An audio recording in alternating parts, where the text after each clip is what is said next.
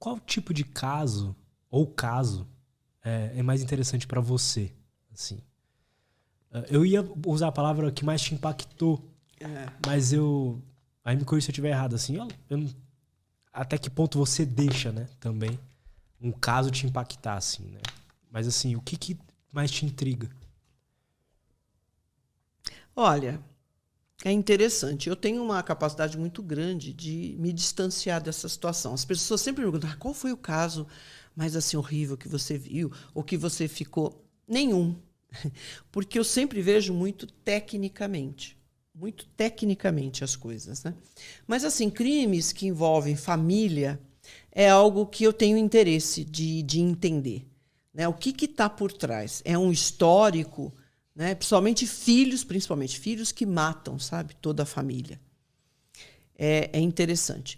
Eu gosto muito, sempre tive muita ligação com a esquizofrenia, porque meu pai era esquizofrênico e eu sou da área, então isso sempre me intrigou bastante e durante, né, foram 60 anos de convivência, né, eu estudei e sempre fiquei me aprofundando nisso. A esquizofrenia é algo assim que me chama atenção e que eu gosto e que eu quero entender e é super complexo, né? É Muito difícil da gente. interessante mesmo.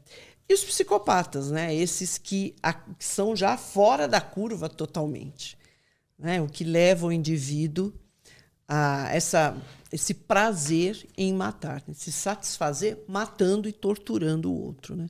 São questões assim. Mas, assim, de um modo geral, o crime em si, fazer o exame, ter contato com essas pessoas, tranquilo, sabe? Claro que, assim, o que alterou muito a minha rotina foi o caso Isabela. Aí não tem como, porque a mídia, né, tomou conhecimento, isso, sabe, tomou uma proporção que eu nunca vi. Esses casos, quem trabalha em crimes contra a pessoa, é muito comum, uma hora ou outra, bater com um caso desse, que todo mundo, de repercussão, tal. A gente está até acostumado, os peritos ali, participar de julgamento, participar de audiência, isso é comum para o perito que trabalha nessa área. Mas o caso Isabela, eu acho que excedeu toda e qualquer expectativa, né? Por quê? Porque teve um interesse da mídia impressionante. Você lembra do caso Isabela? Sim. Daquele da menina, né? Dos pais. Então. Eu tava de férias e era só o que passava na TV. Pois então. Né? Eu não tinha vivenciado aquilo e eu acho que não aconteceu até hoje outro caso como aquele. Tem lá um caso conhecido, mas não naquela proporção, né? E o interesse da mídia. Esse foi uma coisa diferente, porque você se sente pressionado. Sou funcionária pública, todo mundo querendo saber, não é, cadê o resultado? A gente tem que ter um tempo para fazer isso. Você estava na investigação? Sim, eu fiz o caso. Sim. Sou responsável pelo caso, pelos laudos, no julgamento, etc. O que acontece? Aí o governador fala, tem que sair esse resultado. Vai para cima do secretário de segurança. O secretário de segurança vai para cima do superintendente. O superintendente vem em cima do diretor do núcleo. E o diretor vem em cima de mim, né? Quando é que sai o laudo? Como é que não sei o quê? Quer dizer, fora essa pressão e essa exposição, eu falei, gente, então você fica preocupado. Estou aqui elaborando o laudo, eu não posso nem errar. Porque isso aqui vai aparecer no Jornal Nacional, eu lembro bem disso. Vai aparecer lá, vai aparecer o laudo. Se eu escrever uma palavra errada ali, todo mundo vai ver. Não, até essas coisas você começa a pensar. Aí, olha, a hora que sair esse laudo, o perito não é o responsável por colocar ninguém na cadeia. Entendeu? Ele faz o trabalho técnico, quem vai definir isso aí são os jurados, porque isso foi para julgamento, né? E quem vai fazer o debate é o promotor e o defensor. Só que uma prova técnica, ela tem um peso maior, embora nenhuma das provas tenha, né, uma prevalência, tanto faz. O perito trabalha com hipótese, então você faz hipótese das coisas que podem ter acontecido ou você só põe fato? Fato. O perito não pode... Eu trabalho com hipótese, porque o indivíduo que trabalha com crimes contra a pessoa, ele tem 3 possibilidades, sempre, quando eu chego no local. É um suicídio, é um homicídio ou é um acidente. E, eventualmente, uma morte natural. Às vezes a gente pega, porque morreu em casa, o delegado fica com receio, chama a perícia. Mas são essas 3, que é a causa jurídica da morte. O perito ele se reporta a isso. Qual foi a causa jurídica da morte? Aqui foi um acidente, foi um homicídio ou foi um suicídio? Sempre assim. independente do que o delegado colocar na requisição. O delegado põe lá, local de suicídio. Eu posso chegar lá e falar, isso aqui não tem nada de suicídio. Mas eu vou fundamentar a minha hipótese, vou chegar à conclusão com elementos materiais. Eu não posso colocar ali o que eu acho, o que eu senti. Eu sonhei à noite, lá na minha primeira impressão. Não. Então, eu vou trabalhar com mancha de sangue, que é física, com vestígios que eu pego com comparação, para elaborar, para chegar no autor e estabelecer a dinâmica do que aconteceu, onde começou, como se desenvolveu e quando terminou. É isso o trabalho do perito, né? É desvendar um crime. O trabalho de desvendar é esse, oferecer a autoria. Olha, foi o João. E como é que aconteceu? Iniciou no carro, entrou aqui, ela estava sendo transportada, porque a altura do sangue não é condizente com ela em pé, ela tem que ser carregada.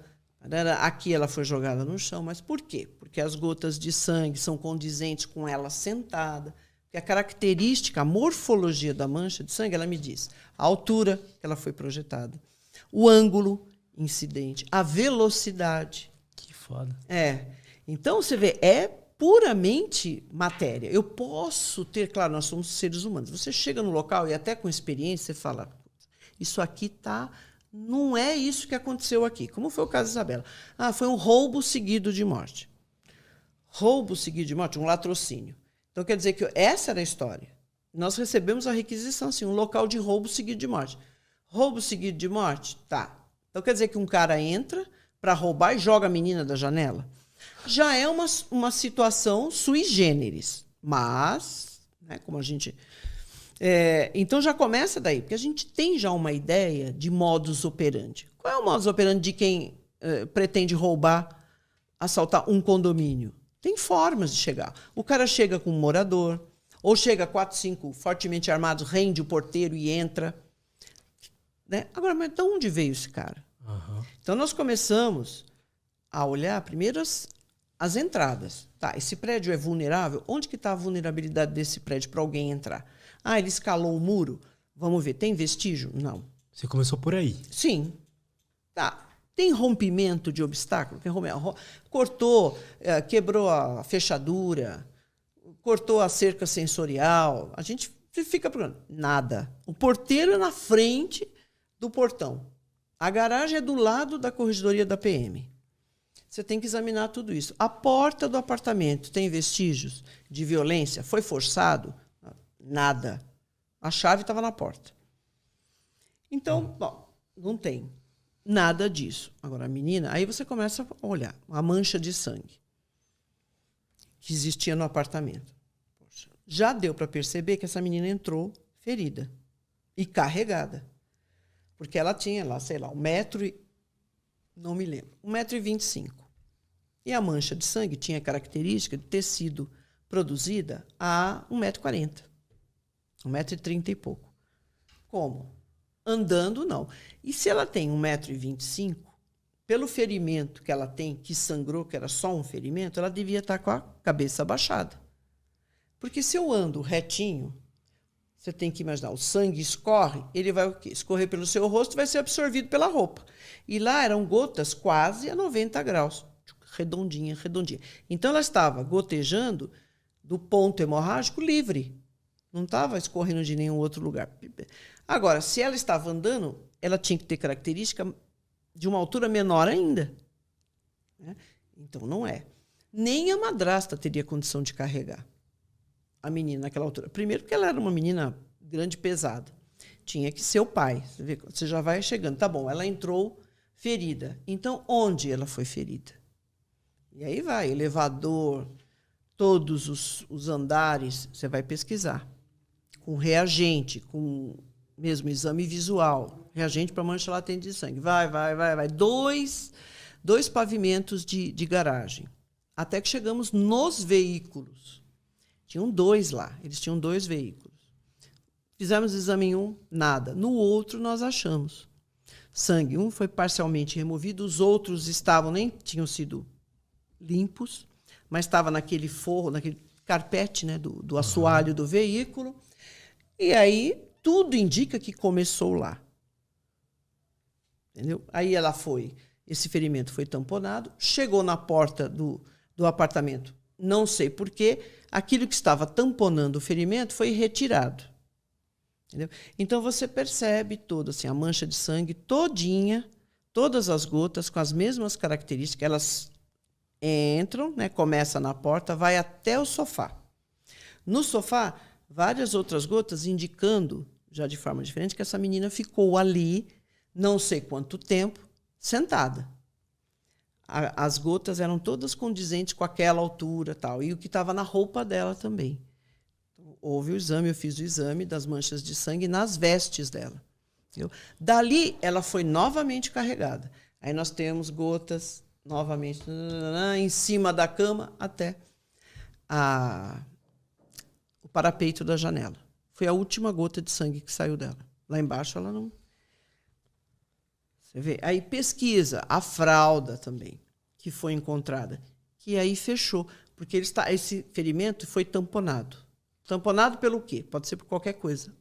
A fralda que estava no balde, com mancha de sangue. E a mancha, né, o desenho da mancha era característico. Quando você dobra em 4, porque gotejou num lugar, manchou num lugar, é que naquele lugar foi passando pelas outras dobras. Então, quer dizer, tudo isso a gente tem que ver. Não pode ser, eu acho, eu imaginei, eu tenho para mim que é assim pela minha experiência. Não, você tem que basear em elementos materiais. E aí fechou com a camiseta, né? Com as roupas dele, né? Que foram entregues. A camiseta dele, que indicou que foi ele que defenestrou a menina. E a marca da tela ficou toda na roupa dele. Aí fiz testes, experimentos para ver que jeito que ele poderia ter segurado essa menina e tal. E aí os vestígios também de remoção de sujidade da mão dela na parede. Você vê, são todos elementos que levaram a gente a estabelecer uma dinâmica. Tem local que não tem isso. Tem local que todo mundo invade, o pessoal anda, retira a arma. Quer dizer, para o perito, um papel de bala pode ser importante. Então, a questão da preservação também é importante. A gente não tem uma cultura... Melhorou, tá? Mas basta ter um caso de repercussão...